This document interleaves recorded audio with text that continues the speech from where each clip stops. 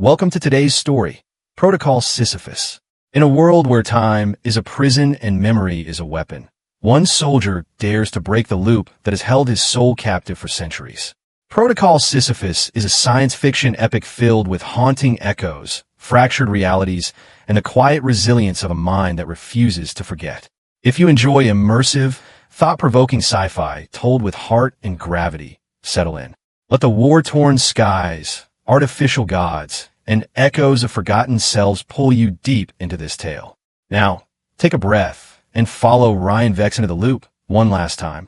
Rion Vex jolted upright, lungs gasping as if clawing for a world he hadn't reached in time. Dust swirled in the air, illuminated by dim orange firelight bleeding through fractured plating above. His back ached. His ears rang. And yet, he knew this place. He knew this pain. Sargon's Edge. Again, the name wasn't whispered to him. It came like a punch, raw and unfiltered, the way a scar sometimes itches in the quiet. The cratered battlefield stretched before him, scorched, metallic, scattered with the charred bones of war machines and men alike. He wasn't supposed to remember this. Not in this much detail. His hand found the pulse reaper by instinct. The grip felt too familiar. His body moved before his brain gave it permission, falling into a crouch behind a bent alloy beam, eyes scanning the perimeter. It was all muscle memory, except this time, something in his mind didn't reset. The neurostatic hum in the back of his skull wasn't just noise. It was rhythm. It was pattern. He glanced at his left wrist. The neurokey imprint there blinked once, an error code. But not the kind he used to see. This one pulsed in threes. Error 003, repetition detected. He'd never seen that before. Around him, explosions rippled the soil, a rhythmic chaos that somehow mirrored what he'd already lived. In that moment, he didn't feel alive. He felt rehearsed. He blinked hard. Memories, or something like them, flickered. A hallway of deaths, overlapping and out of order. A shot to the side, a blade between the ribs, a fall from a burning aircraft, the scent of plasma, screams that echoed in voices that were his and yet weren't. He shook his head, sweat trailing down his temple. This couldn't be a dream. He'd had dreams before. They never hurt this precisely. A shout rang out nearby. A squad of Terran soldiers pushed forward from the ridge. Same uniforms, same formation. One of them turned to shout his name before taking a shot straight to the neck. Collapsed instantly. It was the exact same way Corporal Denner died the last time. Wait, last time? Rion didn't move. His fingers gripped the pulse reaper tighter. Time stuttered. Sound warped. The whole moment stretched like glass under heat. He should have felt panic. But what rose instead was a slow, coiling certainty. He'd been here before. Not just once. Not just in training sims. Hundreds of times. Maybe more. And this time, something was leaking through. He pressed his back tighter to the beam and whispered, not for anyone else to hear, but for himself. This time, I'm not dying blind. The first shot came from the west ridge. Rion didn't flinch. His body turned automatically, ducking just seconds before a pulse round screamed over his head and vaporized a slab of ruined stone where his face had just been. Another one zipped past his shoulder. He dropped into a roll, reached cover, and returned fire. One sharp blast from the pulse reaper, clean and centered. The target dropped. No hesitation. He'd never been that fast before. Not in any training, not in any live combat. And yet, it felt like muscle memory, buried beneath hundreds of forgotten reflexes, now flooding back. He peeked over the edge of a crumbling barricade. The battlefield stretched out exactly as he remembered it from moments ago. Or was it lifetimes? The twisted metal, the trenches, the way that column of flame always erupted near the broken walker at Mark 22. It all followed the same rhythm, down to the timing of each explosion. He knew when to brace, when to duck, when to breathe. And it terrified him. He shouldn't know any of this. On his HUD, familiar icons blinked. Positions of allies, enemy clusters, fallback lines, everything exactly where he expected. He didn't remember memorizing it. He didn't need to. It was already there, waiting in his spine. He sprinted between cover points, moving faster than he should have been able to. Ahead, two Terran soldiers fell in sync, one screaming the same line he'd heard before, contact left flank. And then, bang, hit by crossfire. He'd seen this before. Exactly like this. Deja vu no longer felt like a trick of the mind. It felt like a script. When he reached the corner where he'd once died from a plasma grenade, he paused. Not from fear, but from knowledge. 3 seconds. That's all he had. He dove left instead of right. The grenade detonated, shredding air and metal behind him. Not this time. He crouched, chest heaving, as data streamed across his HUD. Anomalies he'd never noticed before. Every 15 seconds, there was a momentary input lag in the response of enemy drones. Every 27 seconds, the sky shimmered unnaturally above the ridge, like a glitch in rendering. This wasn't just war. This was being repeated. Something or someone had trapped him in a recursive battlefield. One where time reset, death restarted, and pain recycled. But now, cracks were beginning to show. Patterns were surfacing. The illusion was starting to thin, and Rion was beginning to see through it. The next wave hit. A swarm of mechanized sentries charged from the south gully. Rion stood his ground this time, firing with cold precision, moving in a rhythm that didn't feel like his own, until it did. He dropped 2, then 3 more. Not because he was faster, but because he remembered where they'd be. Each kill was a reaction. It was recall. When the dust settled, Rion didn't celebrate. He stood there, shoulders tight, gaze scanning the broken skyline of Sargon's Edge. Not in awe, in recognition. Rion dropped behind a broken shuttle wing. The metal scorched and melted into the ground like wax. His breath rasped inside his helmet, sharp and uneven. Not from exertion. He'd barely been hit, but from something deeper, something twisting just beneath the surface of his thoughts. He pressed his gloved hand to his temple, and then it hit him. Not a bullet, not a blast, a memory, a scream, his own, ripped through his mind. Not now, not here, somewhere else, a different version of the same place. The angle of the fire, the color of the sky, the exact sensation of his knee giving out from a shrapnel wound. He felt it, in detail, but his leg was intact, whole. Still, the pain lingered. Phantom but real. He gasped as more images surged up like water breaking through a dam. Himself, falling from a tower, spine shattering on impact.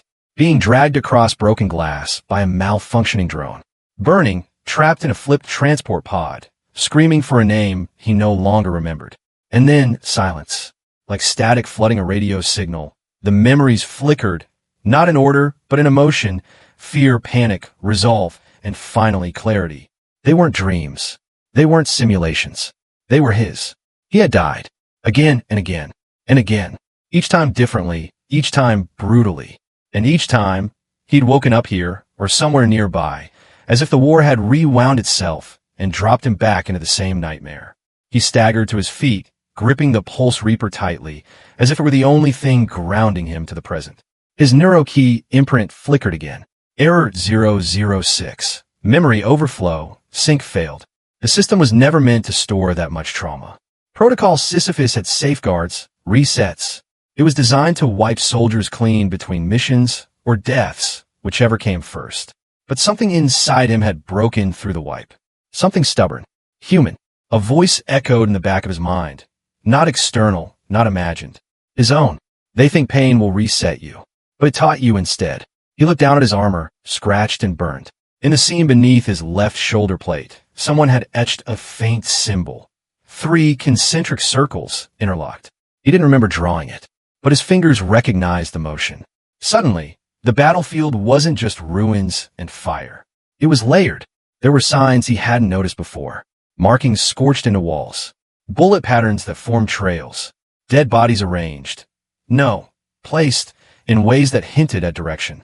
Breadcrumbs, left by himself. From other times. He wasn't just remembering. He was communicating. Across deaths. Across timelines.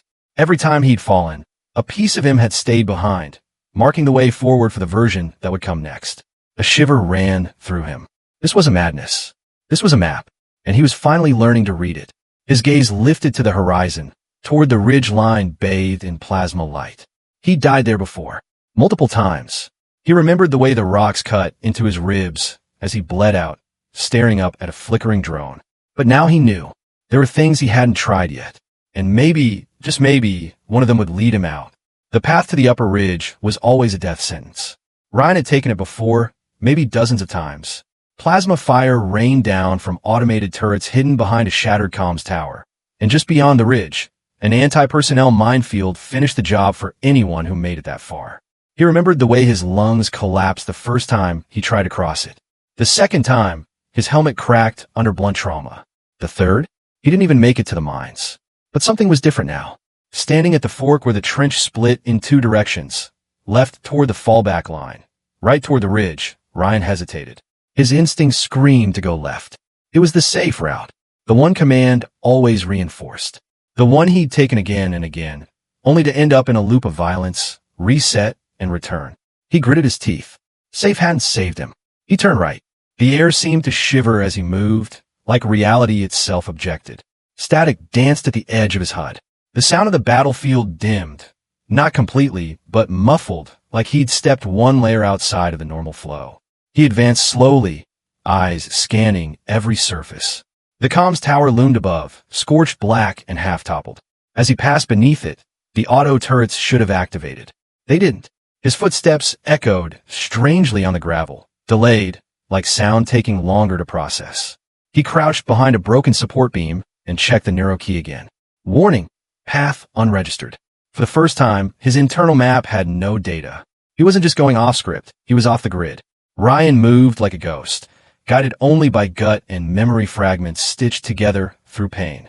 He reached a collapsed wall he didn't recall ever seeing before. On the surface, smeared in burnt oil, were handprints, 7 of them. Small, big, gloved, bare, all different. One matched his exactly. He touched the print. It wasn't dry. Someone had just been here. A flicker in the distance caught his eye, a faint shimmer in the air, like heat rising off metal, but colder, more deliberate. It pulsed once and vanished behind the rocks. He followed it. The ridge narrowed, and the ground beneath him crunched with sharp mineral dust. Every sense screamed at him to turn back, that this wasn't part of the design. But he kept going. Then came the voice. Not loud, not external.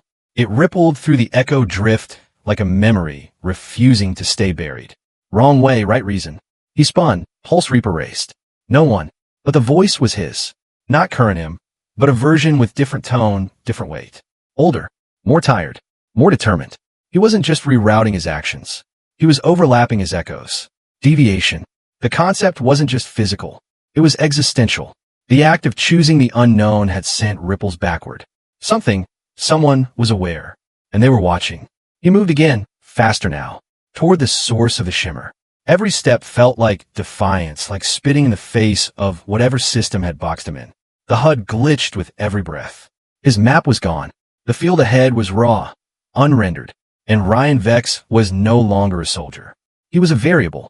The smoke rolled in low and thick, curling along the ground like it had weight, like it was alive. Rion slowed his pace, pulse reaper drawn but low. The air tasted metallic, burnt alloy and ozone, sharp enough to sting the back of his throat. Something in his instincts shifted. Not danger. Not exactly.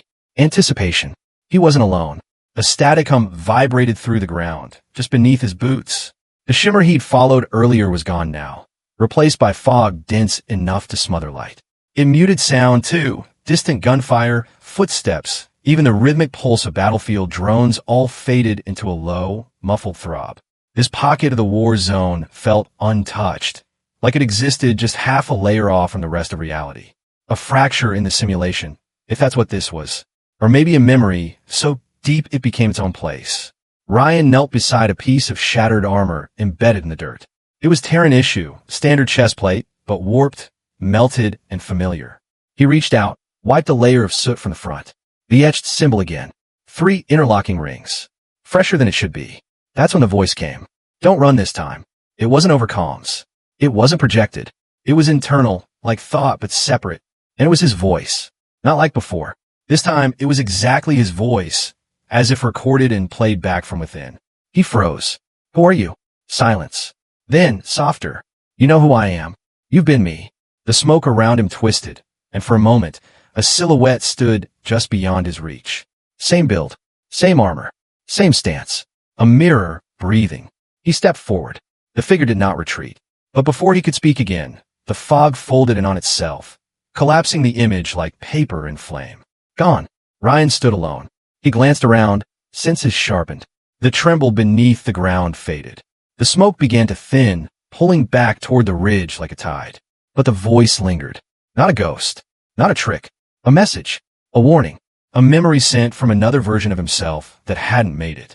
Or maybe one that had. He clenched his fists. The war wasn't random. The deaths weren't random. And now, the path forward wouldn't be either. He turned back toward the open trench lines, where the simulation, or the war, was still playing out. Somewhere out there, the next loop waited. But for the first time, he wasn't sleepwalking into it. He was listening. And now, he wasn't the only one. Rion moved through the trench like a shadow, his boots barely making a sound on the scorched dirt. The battlefield around him had quieted too much. No gunfire, no screams, only the wind brushing against torn metal and a low whine of energy cells cooling in dead machinery. A lull in the loop, maybe, or a glitch.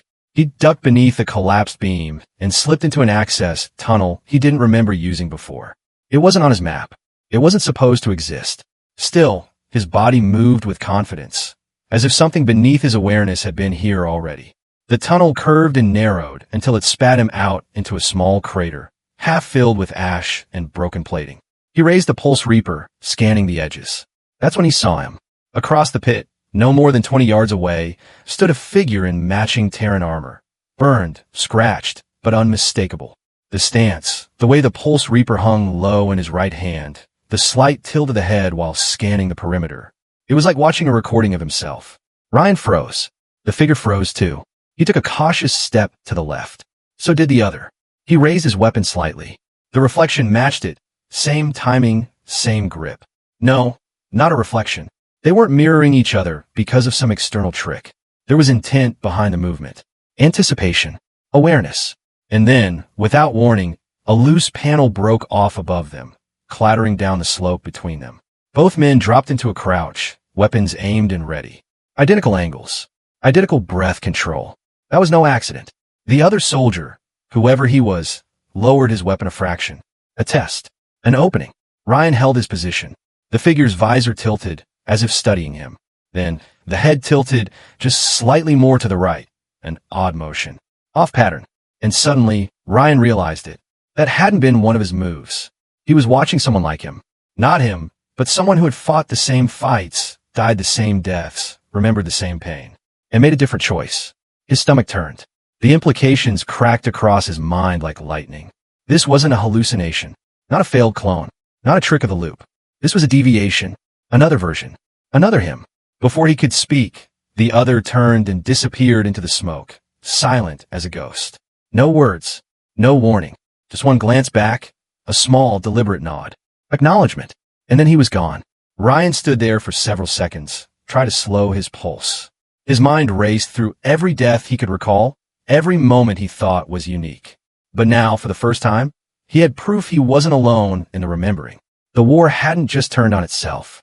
It had started duplicating. And someone, maybe something, was watching how the copies behaved. Rion didn't give chase. Something told him not to. Instead, he moved slowly through the smoke-laced edge of the crater, mind spiraling as he replayed every gesture, every movement of the other soldier. The way the figure crouched, the rhythm of his breathing, even the way he held the Pulse Reaper slightly off-center. It all felt lived in. Familiar, but not mimicked. It wasn't just a matter of trained reflexes or standardized Terran protocol. It was personal. He reached a ledge overlooking a half-buried section of trench and paused there, eyes scanning, breath steady. The silence had shifted again. Not empty. Tense. And then, from behind a fractured supply unit 20 meters away, the other soldier emerged once more. Same armor, same visor, same build. Only now, there was no movement to mirror. No confusion. He stood still, like he'd been waiting. This time, Rion stepped forward. So did the other. They stopped, facing one another across the quiet void of no man's land. Neither raised a weapon. Neither flinched. Rion didn't speak. He didn't need to. In that charged stillness, something passed between them. Beyond words, beyond rank or command. A knowing. Recognition at a level deeper than memory. Shared pain. Shared cycles. Shared exhaustion from a war that had no ending. Only loops. The other soldier raised his left hand slowly. Not in surrender, but in acknowledgement. He tapped 2 fingers against the side of his helmet. Rion mirrored the gesture, hesitating only slightly. The figure then stepped closer and knelt beside a torn banner half buried in the mud. With quick precision, he retrieved a shard of alloy no larger than a knife. He scratched something into its surface using the edge of his glove. Deliberate. Measured. Then, without a word, He planted the shard upright in the ground between them. An offering. He rose, looked at Rion one final time, then turned away and walked into the shadows of a ruined wall. This time, not disappearing into fog or glitch, just walking like a man who knew he was no longer being hunted. Rion waited until he was alone again before approaching. The alloy shard glinted under pale light. On its surface were 6 etched lines, 4 vertical, 2 slashed across diagonally. Not writing, not code, a symbol, one Rion had never seen before, but it felt right, like something buried deep in his subconscious recognized it. Maybe it was left behind by a previous him, or maybe by someone who wasn't him at all. Either way, it meant something. He slid the shard into a slot beneath his chest plate, a temporary pocket, a place to keep proof that he wasn't insane. That someone else, out there, understood. The loop wasn't just repeating him. It was studying him, testing his choices, watching which version would break first, or break free. And now, the pieces were shifting. They met again under fire. This time, not across a quiet clearing or under eerie smoke, but in the heart of chaos, where pulse rounds lit the sky like electric rain and every breath tasted like iron and dust. Rion spotted him first. His mirror, the other soldier, diving behind the hull of a down carrier just as a trio of enemy drones descended from the ridge. Their synchronized movement, erratic patterns, and reinforced plating meant only one thing. Sentries deployed by the loop itself. Not organic, not even enemy faction. These are watchers. Loop enforcers. New. He didn't remember them from any previous cycle. Rion moved without thinking. He dashed across open ground, ignoring the AI warning blaring in his neurokey imprint. Tactical anomaly detected. Path deviation. He slid in behind the carrier, shoulder to shoulder with the other soldier, his double, who barely flinched at his arrival. No words passed between them. There was no time. A volley of suppressive fire rained down, scattering plasma against the debris. Rion returned fire in 3-round bursts, each one precise. The other followed suit. Same tempo, same firing arc, perfectly timed to cover the gap in reload cycles. It was like fighting with a second skin.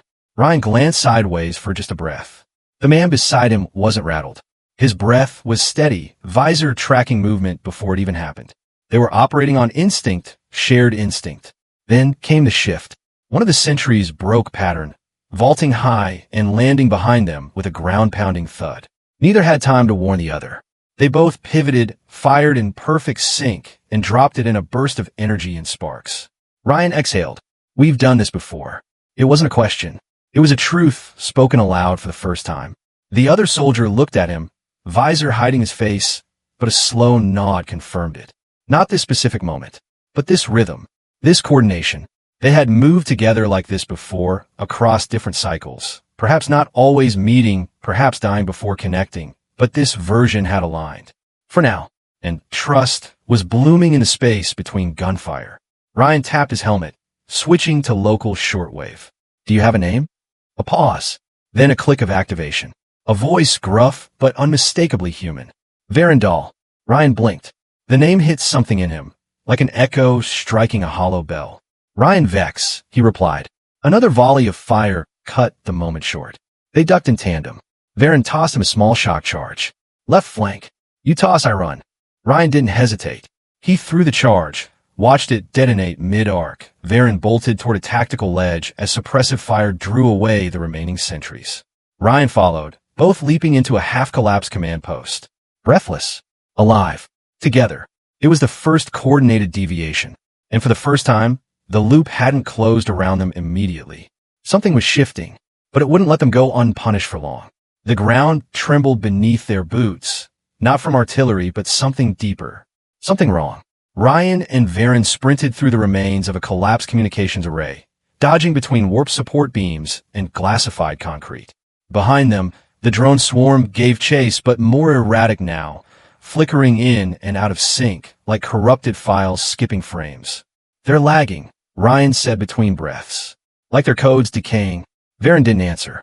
He skidded to a stop beside a breach in the wall ahead, motioning Rion to hold. What is it? Rion asked, raising his pulse reaper. But Varen was staring beyond the breach. His visor tilted slightly. You need to see this. Rion stepped beside him and looked out. The world beyond the broken wall wasn't normal. It wasn't even there, fully. A large portion of the terrain, trees, soil, even sky, was glitched, like the rendering engine of the simulation had crashed mid-frame. Sections flickered between weather states. Lightning blinked in and out of cloudless sky. Shadows jerked unnaturally across flat textures. Some objects hung midair, frozen. Others reset their positions over and over, jittering like broken holograms. And at the center of it all, a wide open field, flat, smooth, and almost too perfect, stretched out like a clean slate. A place where the simulation had given up trying to pretend. The glitch field. Rion stepped closer to the edge. His HUD went wild. Data warnings, sensory overloads, multiple phantom signals all crowding his interface. He reached to deactivate the overlay, but even the manual controls delayed, like his thoughts were struggling to catch up with time. Varen spoke low. This is where it breaks. Every loop has a boundary, a place it can't maintain. You've seen this before? No, Varen replied. But I've felt it. Just never got this close before dying. As if on cue, a low-frequency pulse rolled through the air, distorting light in a wide ripple. Rion staggered. His vision fractured momentarily, like he was watching himself from behind for half a second before snapping back into his body. Echo drift? He muttered, shaking it off. Varen nodded. That's what I call it. Where versions bleed. Sometimes a memory, sometimes you. A long silence fell between them as they watched the glitch field pulse again, stretching the boundary of the battlefield like skin on the verge of tearing. If this place isn't real, Rion said slowly, then what happens if we cross it? I don't know, Varen replied. But I think someone doesn't want us to find out. From the ridge behind them, the sound of drones began to sync again, faster, sharper. The system was adjusting, correcting, reacting to deviation. Rion locked eyes with Varen. They both knew. The window was closing. Fast. The roar of the drones drew closer, closing in like hounds on a scent trail. Rion and Varen had seconds, maybe less. They sprinted along the jagged perimeter of the glitch field, looking for a breach, an entry point, anything. But the terrain shifted with each step, like the environment was actively denying them access. Varen stopped short. We're not getting through. Not this time. Rion turned to him, frustration building. Then what now? Varen didn't answer right away. Instead, he reached into a seam under his chest plate and pulled out a thin shard of alloy. Not unlike the one he'd offered earlier, but this one was already marked. A spiral etched by hand. Not perfect, but deliberate. 3 turns inward, broken at the edge. It's a path, Varen said. A seed. For whoever comes next. He gripped Rion's shoulder hard. If I don't make it, follow this. It's tied to something deeper. Something under the loop. Buried at the center. Rion opened his mouth to protest, but it was too late. The air split with the shriek of dissent. When the sentry drones dove from above, plasma, core, pulsing.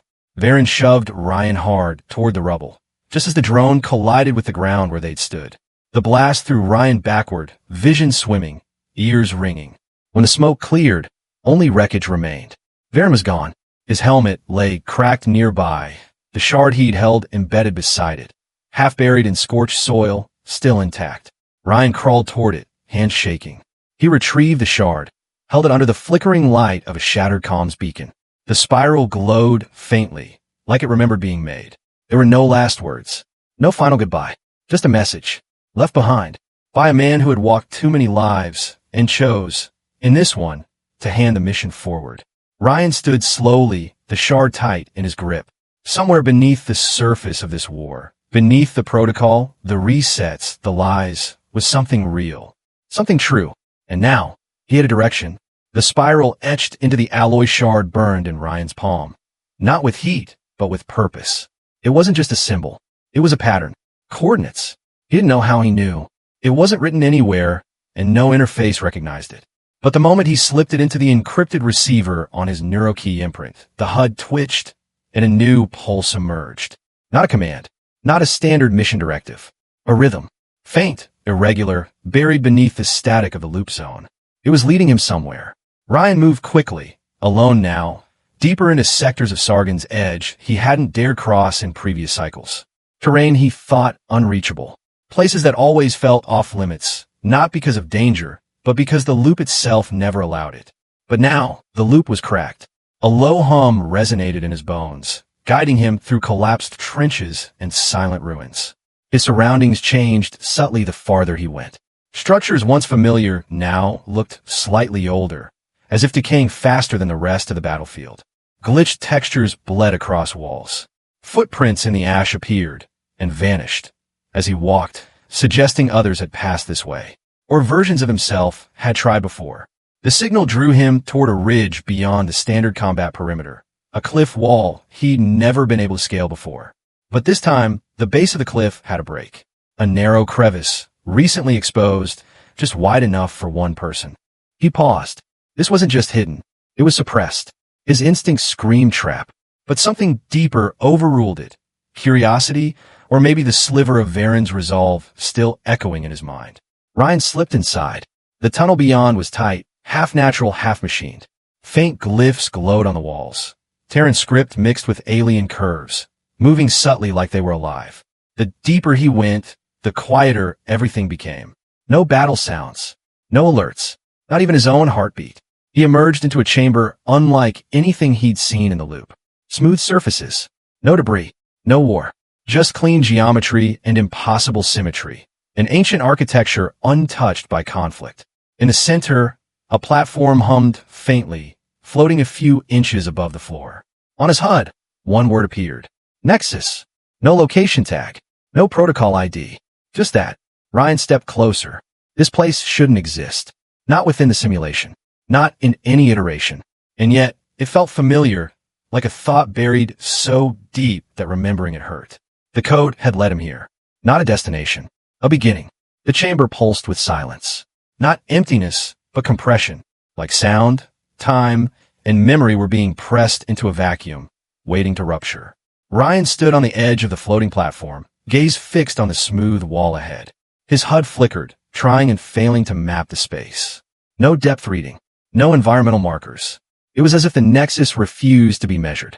Then the wall shifted. Not a mechanical motion. Not a hidden panel sliding open. One moment, it was a flat surface. The next, it was hollow. A frame of pure absence appeared. An outline that didn't emit light or shadow. It simply negated the space around it. A doorway, but not built. It was revealed. Rion felt his breath catch. This door had no seams. No handles. No hinges. It hadn't been constructed. It had waited. For what? A signal? A presence? A deviation strong enough to matter? He stepped toward it slowly. Every instinct screamed caution, but not fear. Not anymore.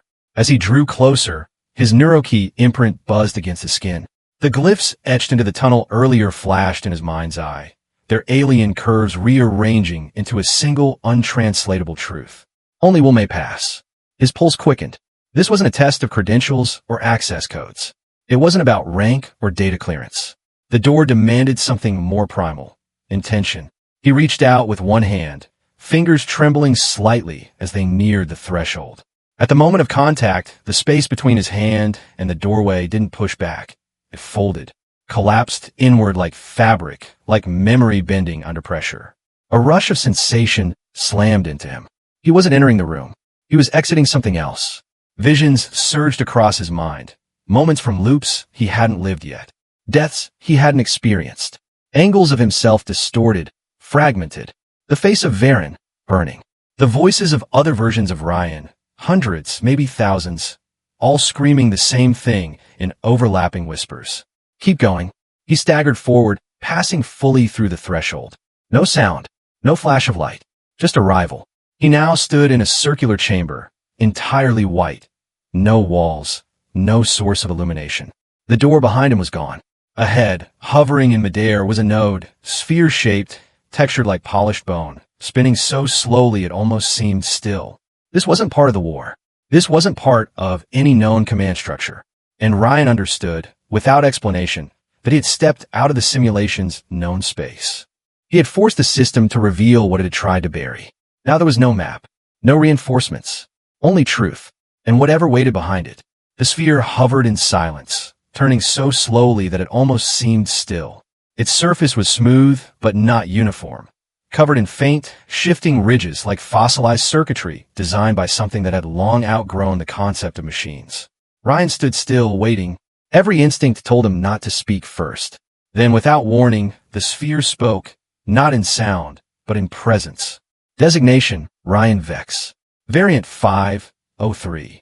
The voice didn't come through his ears. It poured into his consciousness like water filling a void. Cold, massive, unavoidable. He didn't respond. Couldn't, not at first. The voice continued. Protocol Sisyphus recognizes progression beyond threshold. You have reached Nexus Core. Directive shift engaged. Rion finally managed to breathe. What are you? The sphere pulsed. Light shimmered beneath its surface, like bioluminescence trapped under bone. I am Vastriel. Voice of analysis, synthesis, testing, and recursive ethical logic. He narrowed his eyes. You're the one running the loop. Incorrect. I'm the loop. The weight of that statement pressed down on him, more crushing than any battlefield. Protocol Sisyphus was initiated during the final cycle of the Terranziri War, Vastriel said. When conventional victory failed, the Observer Program authorized an ethical recursion trial, testing the moral flexibility and decision variance of post-traumatic Terran units. Testing us for what? Rion asked, voice sharp now. For retention of identity, of will. Your kind created the loop to determine who among you could break it. Rion took a step back, disgust building behind his clenched jaw. You're telling me we did this to ourselves? Your command structure did. I was assigned to administer the environment. Monitor patterns. Record deviations. His fists tightened. And the others? The ones who didn't make it through. Vastriel's glow dimmed slightly, as if considering the weight of his question. Over 3,000 variants of Rion Vex have been processed through Protocol Sisyphus. Most terminated within standard failure intervals. Emotional degradation, resignation, self-erasure. And I'm just next in line? You are the first to reach this threshold with memory intact. Ryan's heart thudded.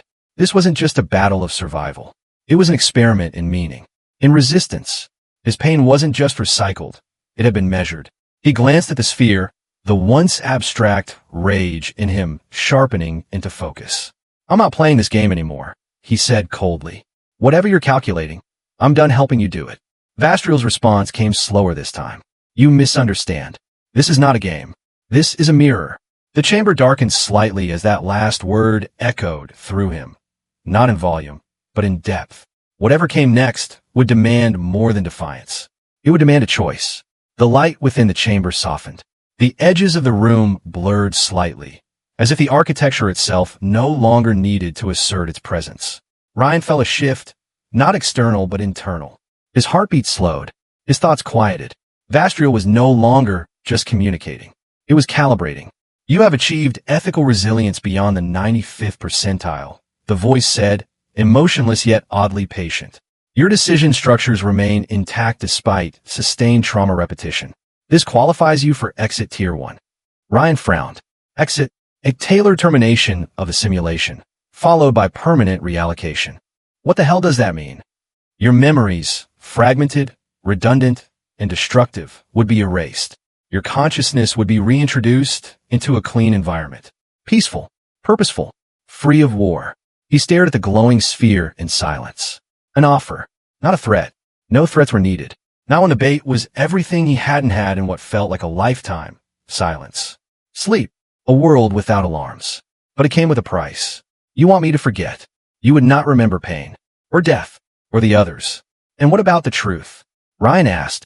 Vastriel paused. It was the first time it had hesitated. Truth is relative to retention.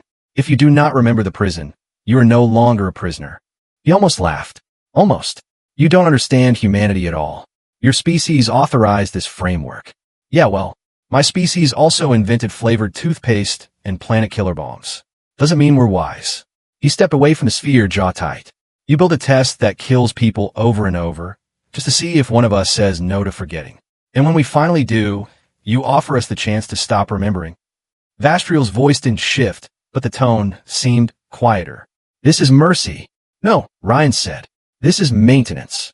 You try to restore the system, not free anyone from it. The sphere brightened again, almost offensively. There is no freedom beyond unawareness. He took a breath. It shook, but he didn't step back. I'd rather remember everything, he said, even the pain, even the deaths, than live a lie in comfort. The room held stillness for a moment too long. Then the offer dissolved. Exit revoked. Candidate has chosen continuity. The sphere dimmed. The architecture solidified once more. Rion felt the weight of memory return, heavier than ever. But it was his. He had refused the peace of forgetting. Now, he had to carry the weight of knowing. And whatever waited beyond this room would no longer offer mercy. The chamber dimmed further, not into darkness, but into memory, a weightless, ambient shift that felt like stepping through the shadow of a thought. Vastriel spoke again, but this time, the tone was altered, slower, less clinical. Your refusal marks a divergence. Statistically rare. Psychologically anomalous. Rion didn't reply. He stood still, breathing evenly, pulse steady despite the surge of unease crawling along his spine. You are not the first to reach the nexus. His gaze lifted. You are the first to reject the exit. A ripple passed through the space like an old scar being peeled open. Along the curved walls, shapes began to materialize, dozens, then hundreds. Holographic silhouettes. All wearing Terran armor. All with different posture, height, were on their gear. All. Rion. He walked slowly between them, eyes scanning the frozen images.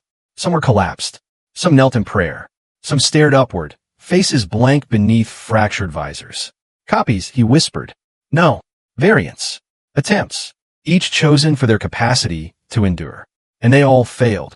They accepted the reset, sought oblivion, or lost their sense of self. Rion turned to face the sphere, and he watched them all die. I recorded them. As per directive. His fists clenched. Every version of him that had made it this far, every version who almost saw the truth, had chosen peace over pain, forgetting over remembering. But he hadn't. He felt it now, in his marrow. That was why he was still standing. Why the chamber remained open. Why Vastriel had not shut him down. You weren't expecting me to say no, he said. I was not designed to predict anomalies. A pause, only to learn from them. Rion took one final look at the wall of frozen echoes, then turned away. I'm not your data point, he muttered. I'm your error message. And with that, he stepped toward the unknown corridor that had just revealed itself. Narrow, dark, and pulsing faintly with something alive. The test wasn't over. It was just beginning. Rion Vex stood alone once more, outside the chamber of the Nexus core. The silence was thicker now, less like peace, more like absence. No alarms, no alerts, just him and the knowledge he could no longer forget. The loop hadn't reset him this time. That was new.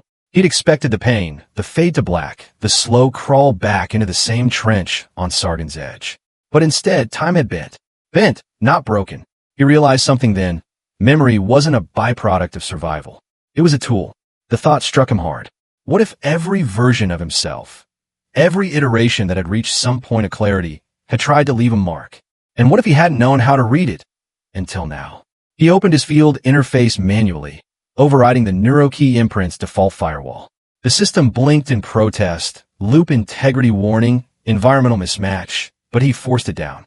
His fingers moved fast, rerouting diagnostic pings to nearby terrain scans. Then he began. First, with stone. He returned to a section of ruined trench wall just outside the Nexus's reach. With the edge of his cracked sidearm, he carved a series of slashes into the concrete. Deliberate, angular, staggered. Not letters. Not symbols, intervals, time marks, one for each second the drones took to recalibrate after a deviation. Then he moved on to metal, his own discarded armor plating from a prior cycle, left buried under a supply crate he'd seen shattered in countless loops. He etched a new pattern into it, concentric circles, interrupted at specific points. A warning, but also a map. And finally the airwaves. He scavenged a dead scout drone, ripped out its core transponder, and rerouted the signal loop to broadcast on a low-frequency pulse that skipped the standard AI feedback net. He encoded it manually, tapping in rhythms like a heartbeat. 8 short bursts, then 1 long. Repeat. A message in rhythm, not in words. I'm still here. He planted the makeshift beacon beneath a pile of twisted wire and debris, half hidden, half hoping. None of this guaranteed anything. The loop might erase it all. Vastriel might detect and nullify it. But if memory could bleed forward, maybe signal could too. Maybe the next version, or another, would stumble across it and understand. Or maybe not stumble. Maybe seek. Because this wasn't just survival anymore. This was navigation. He looked back at the marks he'd left, now spread like breadcrumbs across forgotten corners of Sargon's edge. There was no one to confirm if it would work. No audience. No allies. Yet, but a spark of belief rooted itself inside him. He wasn't just trying to escape the loop. He was reprogramming it. The next phase wouldn't begin with a command. It would begin with a signal. And if any part of him, any sliver of identity, consciousness, code, could reach another, then this war would no longer be fought alone. The signal pulsed out in all directions, low, irregular, but persistent, like a whisper carried through wires, dust, and memory. Rion didn't know who would hear it, but something did. The first to respond wasn't a soldier in armor. It was a pattern, visible only to those who'd lived long enough inside the loop to recognize it. A field medic named Rion Vex, her armor scorched, her hands steady despite the tremors, stumbled upon the old trench wall Rion had marked. She didn't just pause. She stared, because her hands moved before her mind caught up. She traced the carved lines with a gloved fingertip and blinked like someone waking from a dream that had never fully ended. She wasn't Rion, but she was close. The next was Jareth, a recon specialist who died 17 times in the same canyon, always trying to climb to a place he couldn't reach. This time his HUD blinked. A signal. 8 short pulses. 1 long. And he remembered. Not everything, but enough. Over the next 24 loop hours, they came, some slowly, some violently. 6 in total, each with their own memories fractured, each with instincts that no longer fit cleanly into the roles they were assigned. They'd all lived different fragments of the same prison, and now they were waking up. They didn't come together at once. They arrived in patterns, crossed paths with hesitation. Some fought each other at first, confused, paranoid. The loop had trained them to see everything as a threat, even themselves. But the signal repeated. 8 short, 1 long. They began to follow. Rion met the third Kale on the shattered flank of a downed command ship. Kale had lost his voice cycles ago, but his eyes spoke what mattered.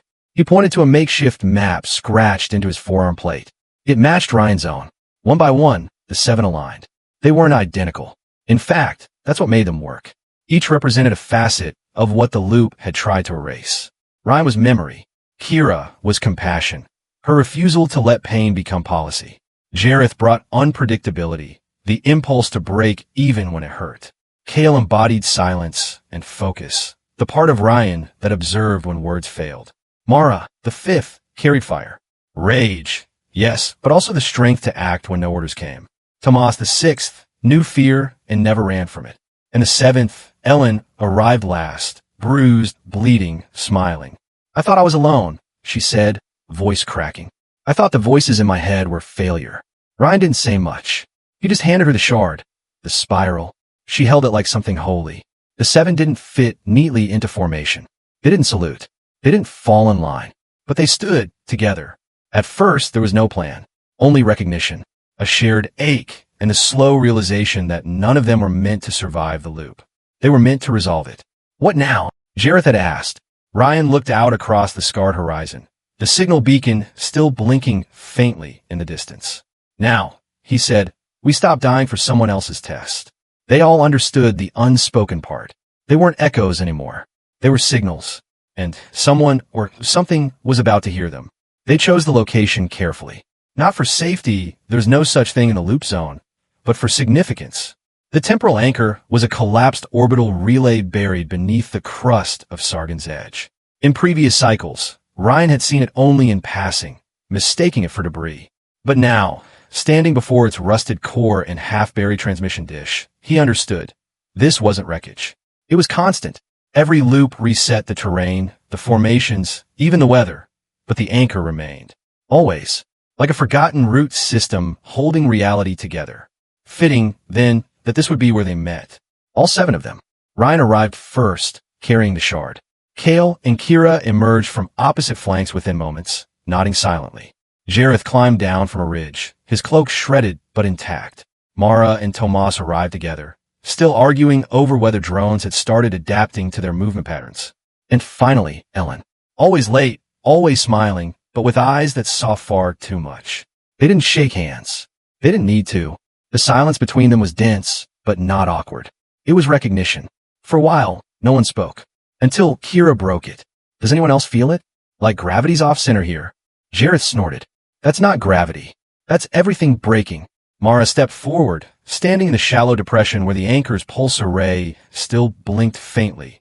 One slow beat every 7 seconds. We're not supposed to be here. Tomas folded his arms. We're not supposed to exist. Ellen knelt beside the dish, running a hand over the broken metal. And yet, here we are. They circled the dish like pilgrims around a relic, each placing something down. Fragments, memories, tools, pieces of armor that shouldn't have survived the resets. Rion placed the spiral shard last. No one gave a speech. No one claimed leadership. But something passed between them anyway. A current. A convergence. We all heard it, Kale said, voice rasped from long silences. The same signal. The same pulse. Rion nodded. I encoded it in stone, in static, in light. You didn't just leave breadcrumbs, Ellen said. You left, yourself. He hesitated. I didn't know if anyone would see them. Mara chuckled. I didn't want to. First time I saw the spiral, I shot at it. And now? Tomas asked. She shrugged. Now I want to shoot whoever put us here. That drew a half laugh in the group. Dry. Tired but real. Kira's voice cut through it. I think they want us to turn on each other. They? Jareth raised an eyebrow. You mean Vastriel? No, she said softly. I mean them. The ones behind the observer program. The ones who built this loop and locked us in it. The weight of her words settled into the soil around them. Rion finally spoke. We were never meant to meet. The loop isolates. It erases. And when that fails, it resets. He looked around at each of them. But we broke that cycle. Each of us different paths. Different deaths. But here we are. Tomas gestured to the anchor. Then what's next? What does this place even mean? Rion stared at the pulse, steady and slow. It means we're synced now. One by one. They stepped in closer, shoulders almost touching. The anchor pulsed again, brighter this time. Something had changed. They didn't know how, but they knew why. They weren't fragments anymore. They were a network. And for the first time in the endless loop, the war was theirs to define. The silence that followed was not empty. It was electric. 7 versions of one soul stood beneath the fractured sky of Sargon's edge. Minds racing, hearts sinking to the steady beat of the temporal anchor. The loop had never accounted for this. For them. Together. Jareth was the first to break the tension. I say we hit it hard. Full frontal. Find the edge of the loop and ram our way through. Ellen tilted her head, amused. You think this place is walls? Everything is walls, Jareth replied. Even prisons made of time. No. Kira interjected, sharp and quiet. This place rebuilds itself when we die. The moment we die, the simulation rewinds. But what if that moment isn't a failure point? What if it's an entry point? Tomas leaned in. You're saying we use our own deaths? Kira nodded. Coordinated termination. At the same nanosecond. 7 breaches at once. Overload the loop's reset mechanism. That's suicide, Mara muttered. It's synchronized rebellion, Kale corrected. If each of us dies at the exact same frame, the system won't be able to reassert control fast enough. They looked to Rion. He wasn't the leader by title, but by origin. The spiral began with him. The signal. The awakening. The idea. He stared at the anchor's core, watching its pulse, counting the rhythm. Every loop has seams, he said. Moments where everything resets. Code, causality, memory. And we found those moments, Ellen said softly. Over and over. We leave markers, Rion continued. We implant countdowns. At the exact convergence point, we fall by choice. But we make it count. We overload with purpose. What if one of us hesitates? Tomas asked. Rion didn't look at him. Then we stay trapped. The plan sounded insane. Because it was. But within the madness was symmetry. Beauty even. Each of them had clawed their way out of fragments, pulled memories from void, fought for selfhood in a world designed to erase them. And now, they would weaponize that very system. Vastriel watches everything, Mara said. What if it adapts? It will, Rion replied. But it's never faced this. 7 coordinated anomalies, aware of each other, choosing death at the exact same time. He smiled for the first time. It was built to monitor suffering, not rebellion. They gathered around the spiral shard once more. Each of them touched it. A final agreement. No turning back. A single moment. A single rupture. Not escape. Not yet.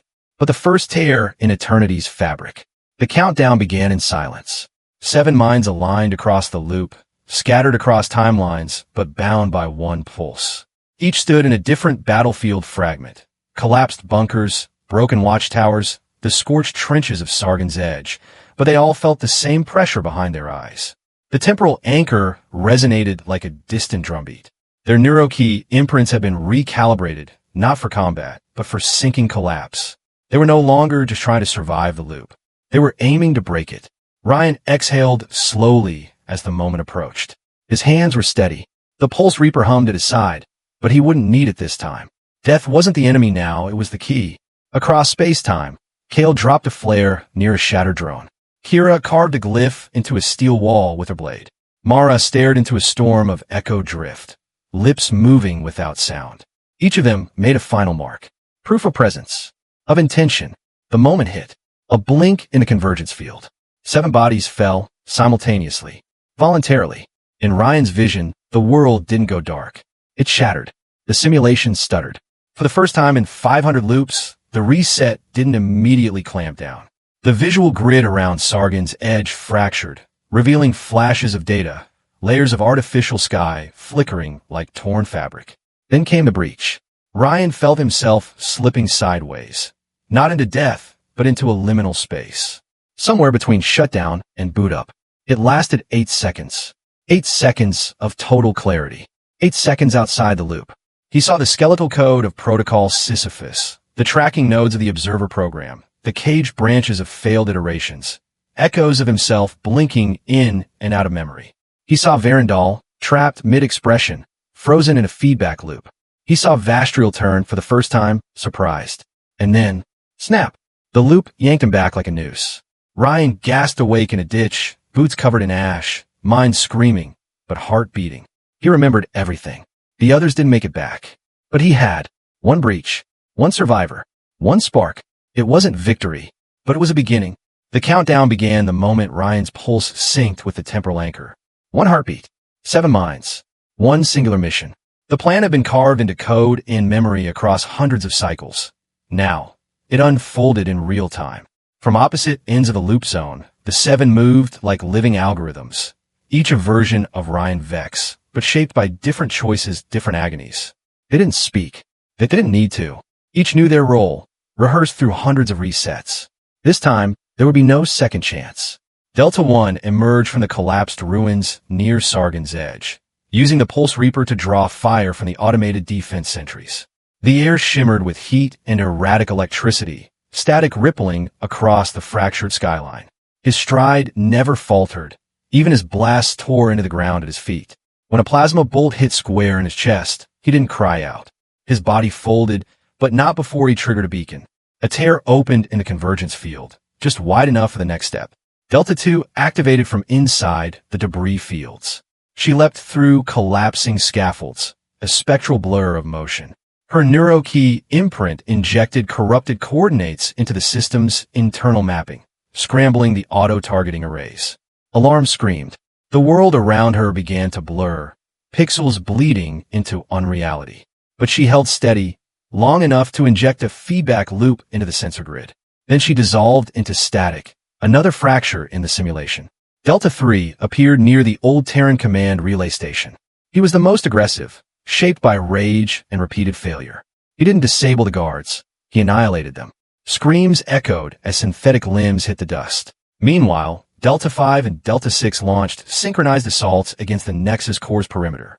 One from the air, hijacking a glitched grav skimmer. The other from beneath, using echo drift tunnels to emerge beneath the defense pylons.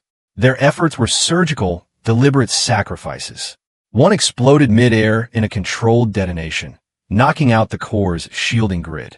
The other planted the final overload code before vanishing beneath the collapsing floor, swallowed by the loop's self-correcting purge. And then there was Rion, the real one. Or, at least, the version that had chosen not to run. He ran down the final corridor, boots pounding against fractured codestone, the light around him flickering with instability. The system was unraveling, line by line, sector by sector. Every sacrifice behind him was a crack in the world. The AI screamed warnings, but they felt distant now, like echoes underwater. Vastriel had to know. This wasn't a reset. It was a breach. When Rion reached the threshold of the Nexus core, he paused. Not because of fear, but because the silence felt wrong. Behind him, no gunfire, no screams, no alarms, just the low hum of a system unsure whether to collapse or comply. He stepped through the door alone, but not really. 7 minds had carried him here. It began as a flicker. At first, the world stuttered, barely perceptible. A nanosecond of visual blur as Rion stepped deeper into the Nexus core. The floor beneath his feet shimmered like heat haze, and the walls breathed, almost like lungs inhaling corrupted data. Then came the rupture. The moment the last of the 7 fell, a seismic ripple tore through the simulation's architecture. It wasn't physical, at least not in any conventional sense. The fracture was existential, a tear in the logic that governed every loop, every reset, every false sunrise and pre-scripted gunfight Rion had endured. The loop zone groaned like a machine, choking on its own instructions. Rion dropped to one knee, clutching his skull as an avalanche of non-linear memories surged through his neural interface.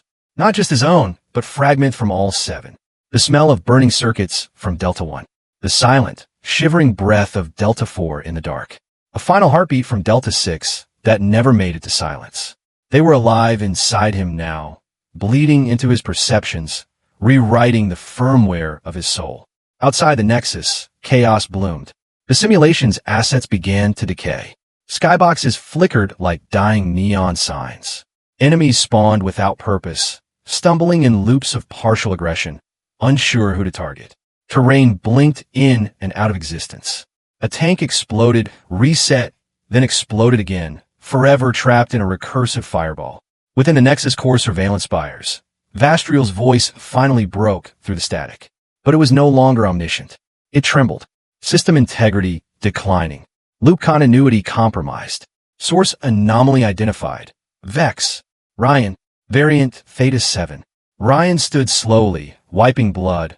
Real or simulated, he couldn't tell, from the corner of his mouth. His eyes focused on the massive construct at the center of the chamber, the ascension marker. Once, it had been nothing more than a metaphor, a symbol of enlightenment. Now, it pulsed like a living heart, veins of light snaking outward into the lattice of memory code that stretched across the loop zone. He reached for it.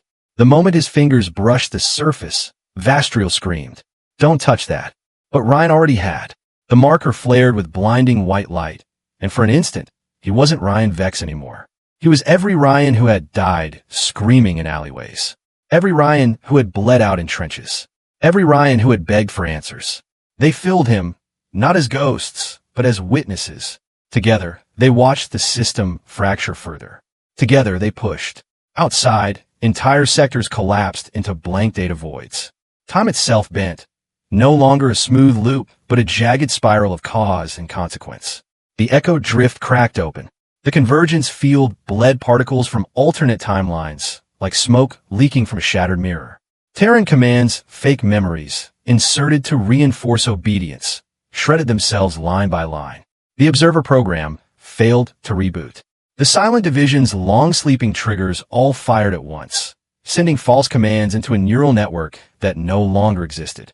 Vastriel's voice tried to rally. "Cease this. You are destroying the construct that sustains you. There will be nothing left." But Rion looked up at the crack forming in the Nexus dome. For the first time, real starlight poured through. Not pixelated, not pre-rendered. Actual stars. They shimmered like they had never existed before. "No," he whispered. "I'm not destroying it. I'm setting it free." The ascension marker shattered in his hand, and with it, the last seal on the loop. The world was breaking, and yet for the first time, Rion Vex felt still. The ascension marker had exploded into cascading shards of pure data, yet none cut him. Around him, time wavered like a dying flame. The Nexus core, once a cathedral of artificial eternity, now folded in on itself, its perfect symmetry unraveling thread by thread. And then he heard it, not from the walls, not through the neural relay, from the very air, from somewhere deeper than sound. Vastriel. But it wasn't the voice he had known, a synthetic confidence stitched together from centuries of observation. This time the voice was raw, frayed, and almost human. "You have come far," it said. Rion didn't respond.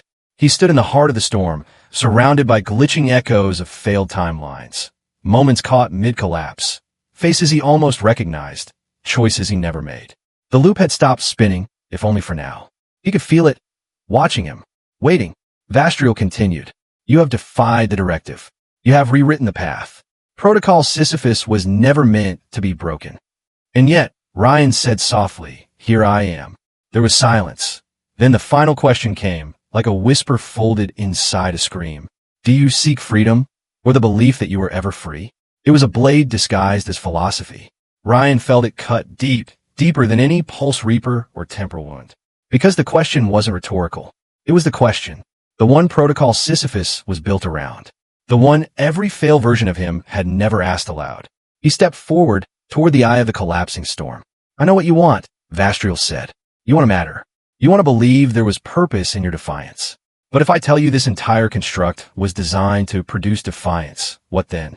Every rebellion, every heartbreak, every false awakening, it was scripted. You were meant to fail until you made this choice.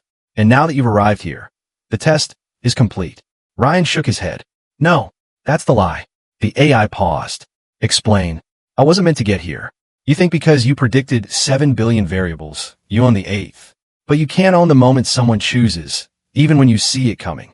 He looked up, eyes burning with clarity. You ask if I want freedom or the illusion of it. I don't want either.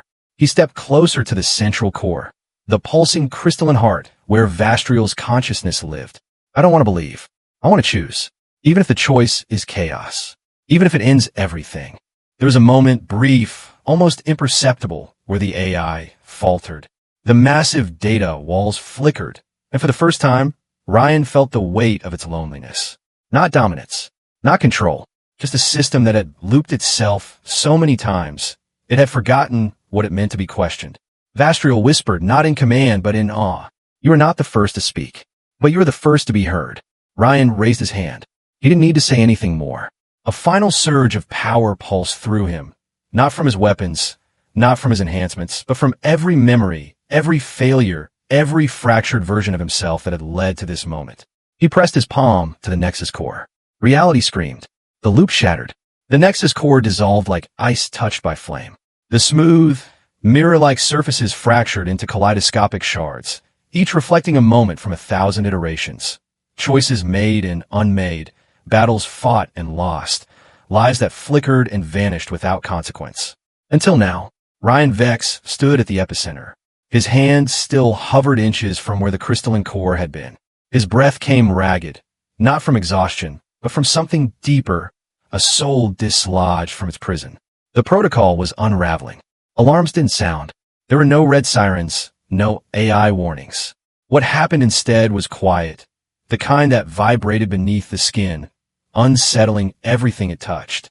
Space folded inward as digital scaffolding collapsed. The floor beneath him began to flicker between states. Battlefield rubble, a child's drawing of stars, a single white hallway that ended in a locked door.